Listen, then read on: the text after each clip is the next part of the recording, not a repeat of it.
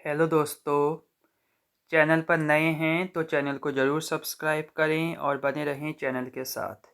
जब भी आप किसी भी परीक्षा से संबंधित फॉर्म को भरते हैं तो पहले उसके नोटिफिकेशन को अच्छे से पढ़ लेना चाहिए। कभी कभी ऐसा होता है कि अभ्यर्थी सही से अपना एग्ज़ाम फॉर्म नहीं भरते हैं, उसमें गलतियां हो जाती हैं और उसके बाद वो आयोग से रिक्वेस्ट करते हैं कि हमें मौका दिया जाए सुधार करने का। तो समय समय पर इस प्रकार की जो बातें हैं वो हमें देखने को मिलती हैं।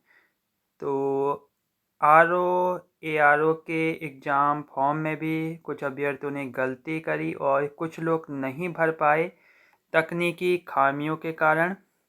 तो इन्होंने आयोग से रिक्वेस्ट की थी, तो आयोग ने इनकी बातें सुनी और अपना निर्णय यहाँ सुना दिया है। तो नीचे से स्टार्ट करते हैं। देखिए, कुछ लोग इस कारण फॉर्म नहीं भर पाए। उनका कहना था कि ऑनलाइन आवेदन में तकनीकी समस्या के कारण वो फॉर्म नहीं भर पाए। तो इसमें ये अभ्यर्थी हैं, इनकी जो रिक्वेस्ट थी वो आयोग ने नहीं मानी। ये चाहते होंगे कि हम फिर से फॉर्म भरें, लेकिन ऐसा नहीं हुआ।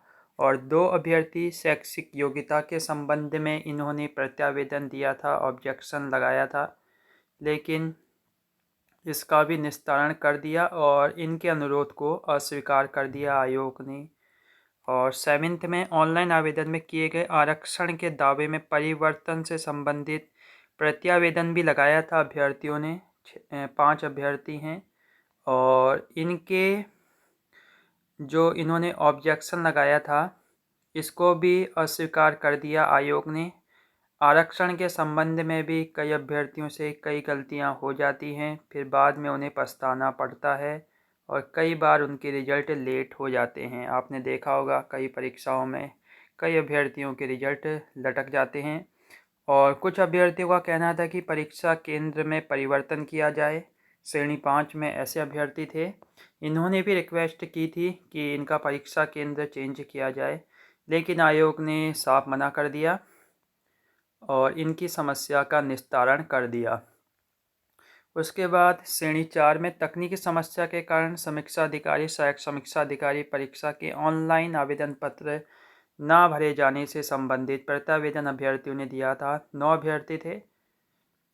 तभी कहते हैं कि फर्स्ट डे से ही अपना फॉर्म भरना शुरू कर देना चाहिए, लास्ट के दिनों का इंतज़ार नहीं करना चाहिए, नहीं तो कभी कभी पछताना पड़ता है।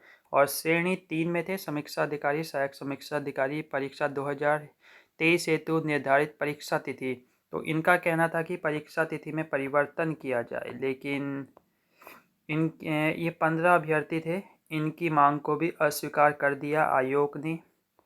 और श्रेणी 3 में है कि समीक्षा अधिकारी, सहायक समीक्षा अधिकारी परीक्षा 2023 हेतु विज्ञापन की अंतिम तिथि 29/8 तक ऑनलाइन आवेदन पत्र ये नहीं भर पाए होंगे, तो इन्होंने कहा होगा हमें मौका दिया जाए। तो इनकी बातें आयोग ने अच्छे से सुनी और इनकी समस्या का भी निस्तारण कर दिया और इनकी जो रिक्वेस्ट थी उसको अस्वीकार कर दिया।